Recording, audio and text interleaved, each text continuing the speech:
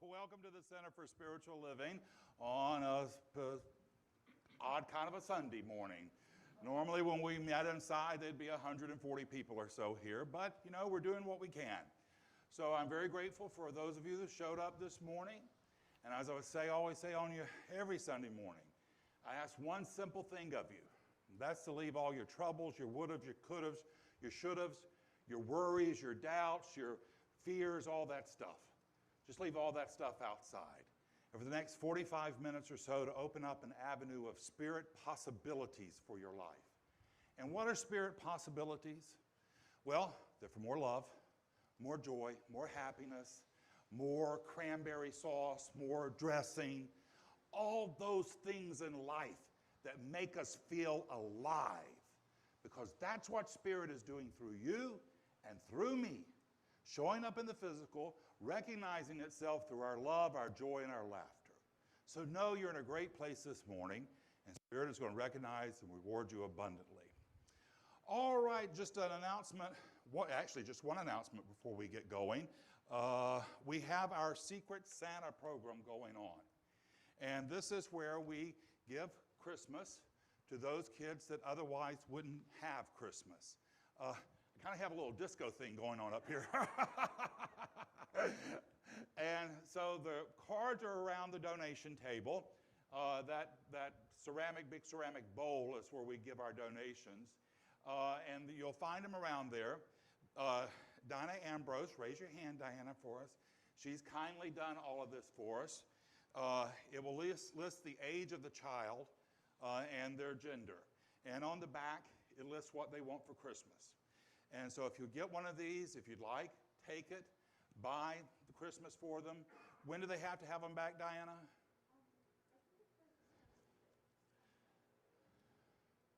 Okay. I'd have to read that, which I don't have my glasses. December 6th. December 6th. Now, 2 weeks. Now, if you get one, be sure to get it back by December 6th. No ifs, ands, and buts about it. Get it back by December 6th. Because as Diana tells me, this is often the only new thing these kids will get all year long. So this is really important to them. So get a gift or pick a kid if you'd like. Buy the Christmas for them. Here's something else you can do for them that's really will be very helpful is get the gifts, put them in wrap them, put them in a very visible place in your house, and do prayer work over the gifts. This is almost as important as anything else you do. Because a lot of these kids are in really tough situations. Do prayer work over your gifts. See these gifts giving inspiration and hope to these kids. See these gifts letting these kids realize that there's hope and there's love in the world. And not just for the kids, for the parents, for the teachers, for the advisors at the school. See these gifts blessing everyone. And also see these gifts as blessing you, as providing you the inspiration you would have needed as a child but didn't get. And if you do this, if you'll do your prayer work and bring the gifts back to us, you're going to find yourself blessed and really rewarded with a special holiday season. So these are the tickets. We have them over by the contribution bowl. Pick one if you'd like. All right, to get our service going, we're going to have a treatment. And today, we're going to have a special treatment because normally we have practitioners come up and do treatment. But we're kind of running out of practitioners, to tell you the truth. And so today, we have our own David Hoke who's going to come up and do a treatment for us. So come on up, David. Thank you, Ken. You guys hear me all right this way? Okay. Well, let's all take a moment and take a deep breath. And know that I am one with Spirit, and we are all one with Spirit, and one in this center. And I know that this center is, as I have put it many times, a pool of positivity in this community. We are a community that has been and is on a daily basis greatly blessed with resources with this building, with Ken and Ken's leadership and message to this community. And I know that all of these things are coming together today, even with all the challenges that are out there in the bigger world. They're coming together today to be for us and with us as that, as I say, pool of positivity that we can come and immerse ourselves in and be with this morning, and that the energy that comes out of this and that we take out of this center and out into the world is going to be a light that shines out into the world that says, it's all good. And we're learning, taking each baby step at a time as individuals. And I know that this is a solid and powerful path for us to be on. And I speak this into the world and know that it will return to all of us multiplied abundantly. And so it is.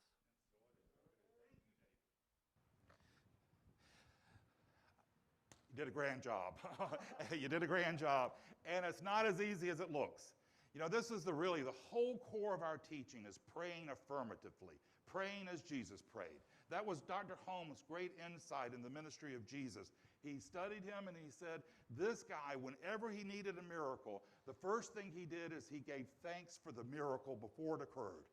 And then he prayed affirmatively. He also prayed for others. That was the other big thing he did. And so I'm very grateful, David. It's a challenge to get up in front of people and do that. It's a big thing, but once you do, it sets your world free. It's like learning to ride the bicycle. The first time you did it, you know, you finally can do it. You've got the world at your disposal. You can go out and explore the world. It's one of the most powerful spiritual practices you can have. So if you haven't ever learned about affirmative prayer, stick around here. You'll learn to do it, and it'll become a lifestyle for you. So thank you, David. All right, Jim, you got some music for us? Yeah.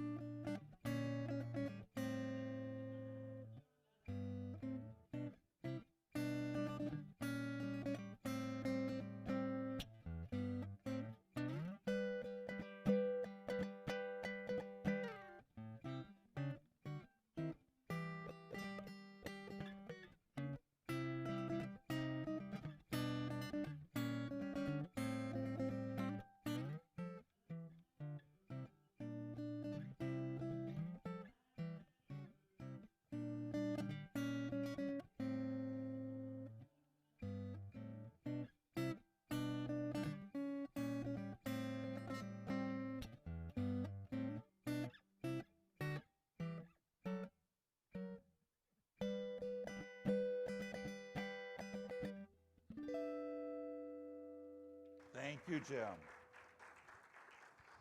I did request that song from Jim. It's one of my favorites because it's about It's about, regardless of how often you've been told that you can't live your hopes and dreams, that you don't have what it takes to soar to the sky, that even when no one else believes in you, God believes in you, Spirit believes in you, and you have the power with your dreams and hopes and inspiration to make a life that Spirit has only whispered to you. And it's a beautiful song, so thank you, Jim. It means a great deal to me. So my talk this week is gratitude, of course, with Thanksgiving coming up. That it seems sort of natural to be talking about gratitude. And it's an easy topic for a minister because gratitude is really the easiest spiritual practice we can have. It's the most natural spiritual practice. It's one that really doesn't take any training, any lessons. It's easily available to us, and it can change your life. It's the one practice that can quickly change your life. I'd recommend that when you go to bed each night, count off 5 things you've been grateful for during the day. 5 things. And in the morning, before your feet hit the floor, or when your feet hit the floor, count off 5 things you're going to be grateful for that day. Envision 5 blessings you're going to have coming up in that day that you're going to be grateful for. And it's a really powerful practice. Meister Eckhart, he said if the only prayer we ever said was thank you, that would be good enough. When we're grateful for the love and support, we open up the storehouses of heaven in our lives. And then, as it says in Scripture, all else can be added. All else can be added. It says in Scripture, in all you're getting, get wisdom. Well, what's the wisdom? The wisdom is to appreciate that which you have, to love and value that which you have. That's the wisdom. And then from that point, everything else can become a great blessing to us. In our teaching, we say the answer to the prayer is in the prayer, because the answer to the prayer is your relationship with Spirit. That's what you're thirsting for. Jesus said that's the water from the well. If you drink, you'll thirst no more. So it's about having the relationship. This is the answer. It's also my teacher, Kennedy Schultz. He would say that the more we get, the less we'll want. So when we first start off in our practice, we have a whole list, a laundry list of things we might want to have in our lives, a new car, a new relationship, a new job. And we can use affirmative prayer to attract those things to us. And it's a wonderful and a powerful thing to us. But at some point you'll realize that the real meaning to it all is just to have that connection with Spirit. That's the thing that you're hungry for, and that's the thing that will bring you satisfaction. And until we have that, we'll never be satisfied. Until we have that, we'll never be secure. We'll never have what will make us happy. Until we're grateful. You know, when I was living in D.C., when I was much younger, I had a friend, and unfortunately I've lost contact with this family, but they had 2 little girls. And I became very close to them, and so close, in fact, that I would buy them Christmas presents and birthday presents. And for several years I did that. And one of the little girls, the littlest of them, she had a wonderful disposition. She was happy with anything. You could have gotten her a box, and she would have delighted in it. And she would have just loved it, and it would have been the best box anybody had ever given her. The other one, who was a little bit older, nothing made her happy. You couldn't buy her anything that satisfied her. Everything was the wrong color, the wrong model, or there was just something wrong with everything you bought her. And so what I began to realize after I did this for a couple of years was that for the youngest girl, who was so happy, I spent so much time trying to find her the right gift, trying to find her something that would bring her joy, because her joy brought me great joy. For the oldest girl, I didn't spend so much time with, because I knew that there was nothing that was going to satisfy her, nothing that was going to make her happy. So it really got to a point I was like, oh, let's get her a book of stamps. You know, everybody needs stamps. We'll get her some special ones with, you know, Mickey Mantle printed on the face of them, because nothing was going to make her happy. Now, I wonder if life is not like this. If life does not give to those who celebrates the gift of life, who enjoy the gift of life, and make more of the gift of life. And for those of us who are not satisfied with anything, then what does life give us? It gives us more dissatisfaction. Life becomes to us what we are to it. The soul that gives thanks can find comfort in anything. The soul that complains can find comfort in nothing. The Buddhists say that those who are unsatisfied with everything in life, that their next incarnation, they will be what they call hungry ghosts. They will have large appetites, huge bellies, but very small mouths. And they won't be able to eat enough to satisfy their large mouths, their large appetites. So with Thanksgiving coming up, we have an opportunity to express gratitude in a different sort of way. Because clearly, this isn't going to be the Thanksgivings we've had in the past. And that's okay. Because all of life is about change. That's the only constant in life is change. And all of this change is pointing us towards a greater way to live. Because spirit is forever evolving, God is forever evolving, life is forever evolving. And so any challenge we have is pointing us towards a greater opportunity. You know, I've heard so many stories about people as they've gone through this challenge of COVID, how they've used it to deepen their relationships. I've heard stories of friends, old friends, connecting up on Zoom, and they've actually had stronger friendships. I think that one really wonderful byproduct of this challenge is that we're going to realize that we don't need as much to make us happy. That we really already have a lot of what we need to satisfy ourselves. You know, I understand that a lot of people are cooking at home more. We're certainly doing that at my house. And they say that people have gotten into baking a lot. They've gotten so into baking that the stores are running out of flour sometimes. My older niece, she has a household of her own, a little guy running around, and so she's one of those people who collects recipes. So she sends me recipes that she thinks that I'm capable of handling, and the majority involve a slow cooker, because I don't know if you've dealt with a slow cooker. They're a very forgiving way of cooking. You don't ever hear the French talking about a slow cooker. You know, this is a very easy. So last week she sent me a meal that only had 3 ingredients. 3 ingredients. This is her estimation of my level of cooking. It was a pork roast, a can of cranberries, whole cranberries, and a package of Lipton onion soup. You put all that together, you cooked it for 8 hours. It was delicious. It was fantastic. We give blessings for the small and simple things. You know, how many of us are going to walk down an aisle in the grocery store, the section where they have the toilet paper, and see a fully stocked aisle of toilet paper and not be grateful for it? Not be grateful for all the varieties.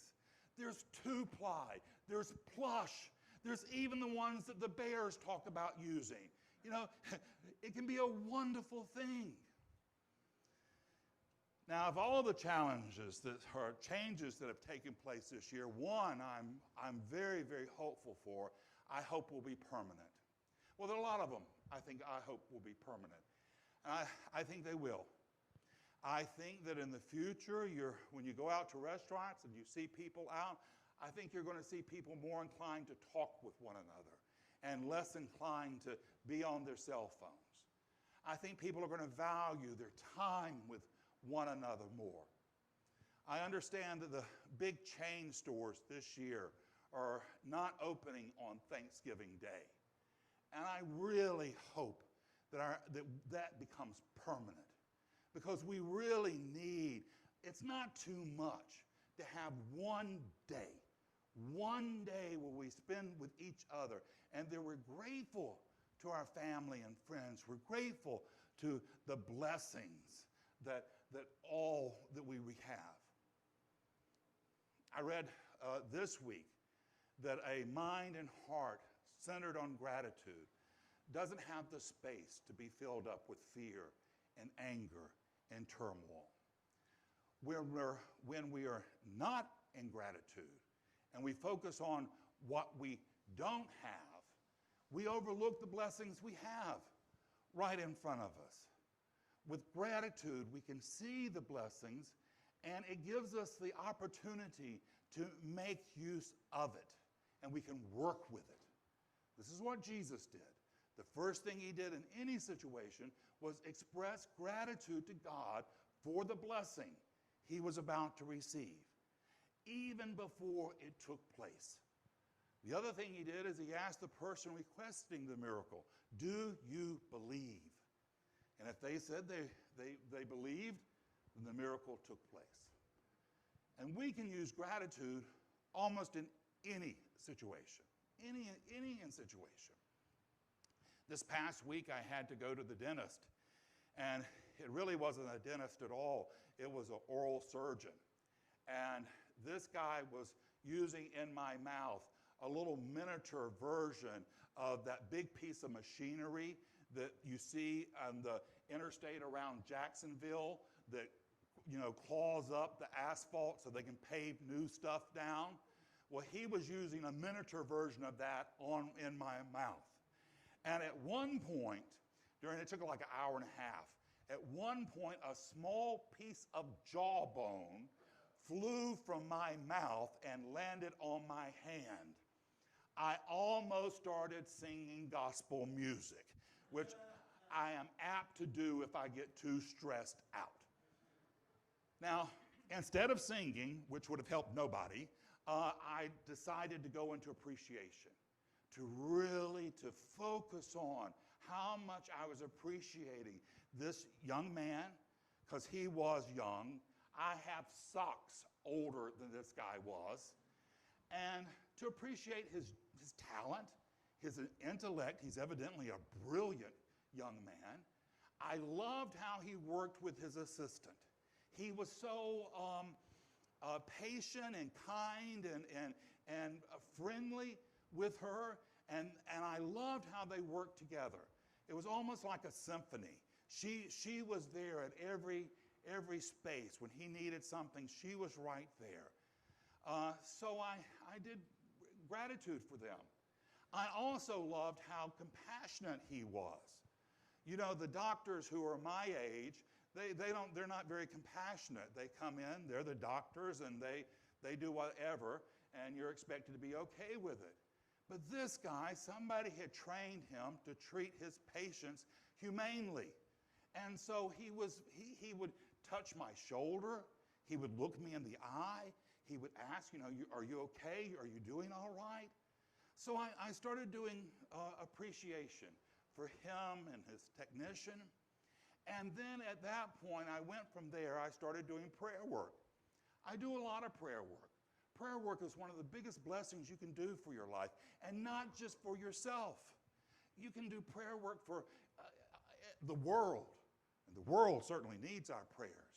And the moment you start doing prayers for other people, you're going to start feeling better. You can't help but to. When you start praying for others, you're going to step into your power, you're going to immediately feel better about yourself, and you are going to immediately feel relieved from whatever situation. I read this week that the greatest gift we can give anyone is to let them know how important they are in our lives. And affirmative prayer is a wonderful way of acknowledging how wonderful someone is for you. What did Piglet say to Winnie the Pooh? I might have a small heart, but it can hold a great deal of love. When we're in gratitude, we don't let things bother us so much. We can keep our attention on the important things in life. This past week, as I was writing this talk, I was thinking about a Thanksgiving I had over 22 years ago. I was working in Atlanta. I had just moved back to Atlanta. I had just started a relationship with my partner. My mom had died a couple of years before, and so our family was no longer doing the family Thanksgiving, and we really hadn't figured out how to replace that. So my sister and her husband, their kids had decided to go off with their stepfather that year. They didn't have anywhere to go. So I invited them up from Odom, Georgia, to come to Atlanta, and I would take us all out, including my new partner, to a really fancy restaurant. And that's what I did. I was working as a vice president of a PR firm, and so I had an open expense account, so I went to the best restaurants in Atlanta. And one of my favorites was a really expensive steakhouse called The Palm. The Palm is a New York-style steakhouse. It was in the Swiss Hotel by Lenox Square. This was high-end. So I take my sister in, who's got this bedazzled Santa Claus sweater on, and they set us down. This very fussy waiter comes up. He's got on the starch apron that comes up really high. And he's explaining the specials to us, and he tells us, he says, and the very best thing we have is a 5-pound lobster. Well, you don't get many lobsters in Atlanta, Georgia. They're not able to pull lobsters out of the Chattahoochee. So a 5-pound lobster is pretty valuable in Atlanta. I think it was something like $20 a pound, so you can add up. So he said the 5-pound lobster. She stopped him in mid-sentence, raised her finger up and said, "That's what I'll have. And with it, you can bring me a can of Natural Lite." Well, the poor waiter, he had to sit down. We almost had to put a cold cloth over his forehead. But, you know, and of course, when I was there, I was like, oh my gosh, why don't I even try with these people? Now, my sister made a transition a couple of years ago. But you know what? I am so grateful now that she had the spice and she had the, just the verb and the here I am. And I don't really, here I am. What does it matter? I really love that about her now. And you know what? I would give anything in the world to be able to, she and I, with her bedazzled Christmas sweater, to go back to the Palm in Atlanta and order the biggest lobster they had, even with a can of Natural Lite. That's just, be grateful for what we have. It's a funny thing that once you begin to give gratitude for things in your life, that you appreciate what you have, and you'll lose sight of those things that you lack. It's only with gratitude that we become wealthy. It's only with gratitude that we become wealthy. Anne Frank. You remember Anne Frank?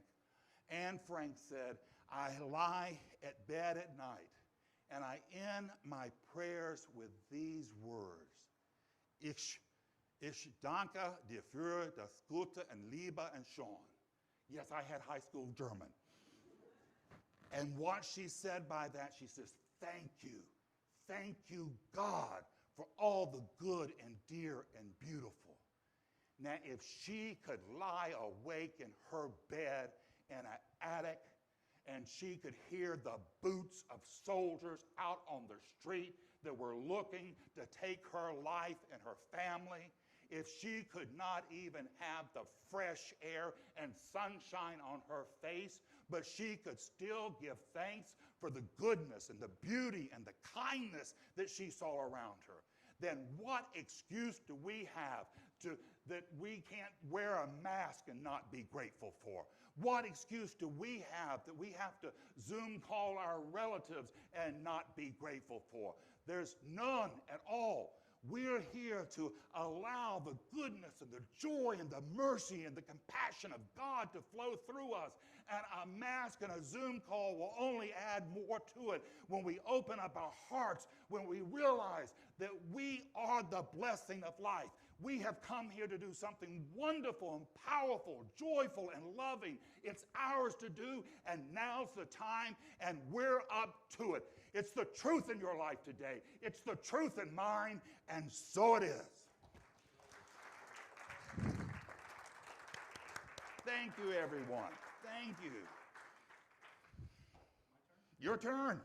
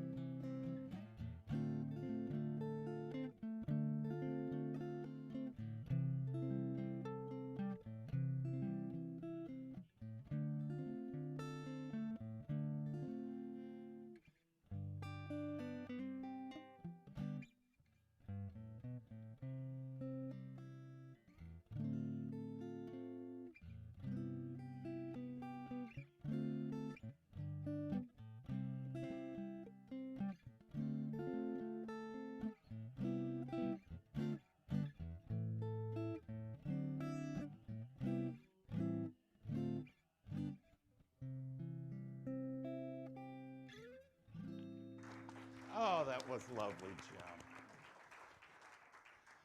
So let's conclude our service with affirmative prayer. I will remind you that next Sunday, hopefully, we'll be back outside. As the holidays come up, we used to have so many activities this year. Not so much, but we will have a burning bowl ceremony, not a burning bowl, a candle lighting ceremony the week of Christmas, and we'll have a burning bowl ceremony for New Year. So we are going to stick to those things.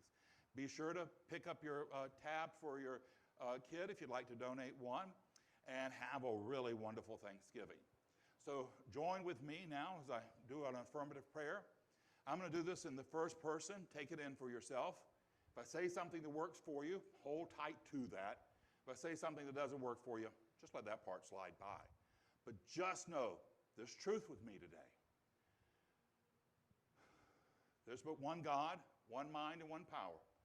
That power is perfect love, it's divine intelligence. That power created me from itself plus nothing else.